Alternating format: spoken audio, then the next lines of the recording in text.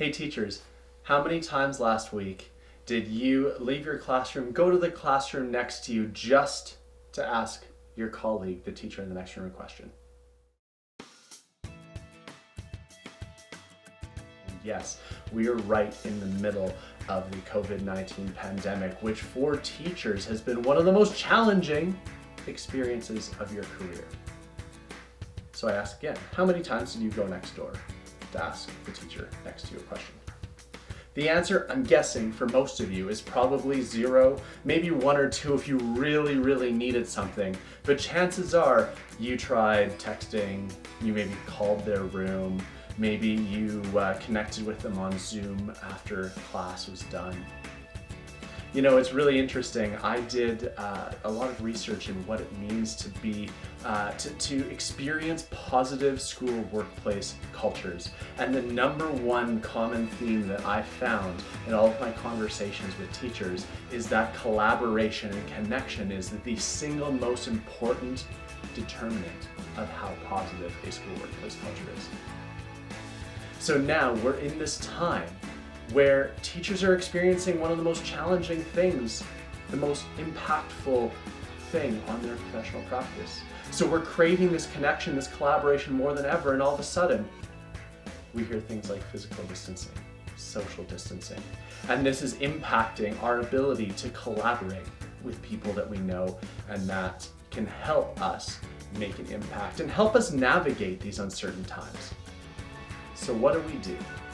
Well, because it's so important, I want to provide an idea or a suggestion for a way that you might be able to increase the amount of collaboration that goes on. And it's going to start with connecting with 3 people in your professional life.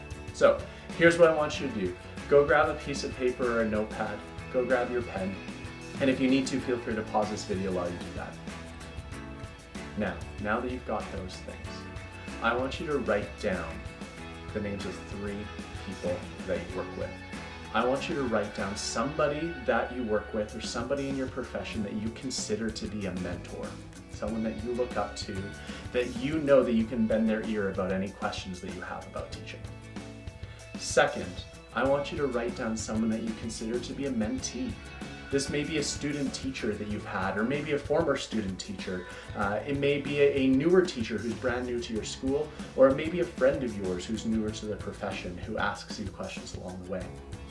And third, I want you to write down the name of somebody that you consider a friend or an ally in the workplace. And I use the word ally very intentionally because I want this person to represent the same sorts of positive ideals that you have for the career that you've chosen and the impact you want to make on your kids.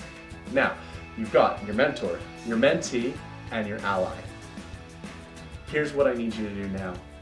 When we're so busy in our day-to-day lives, the easiest thing that we do is forget to connect with other people. So I want you to make this a priority. How do you do that?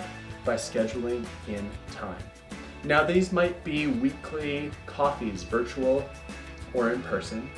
They might be phone calls, they might be text messages. But either way, I want you to pre-schedule reminders or dates in your calendar to check in with these people. And most importantly, I want you to make sure that they know that they are that person for you. Call your mentor and say, hey, I really value your role in my professional life and you mean a lot to me.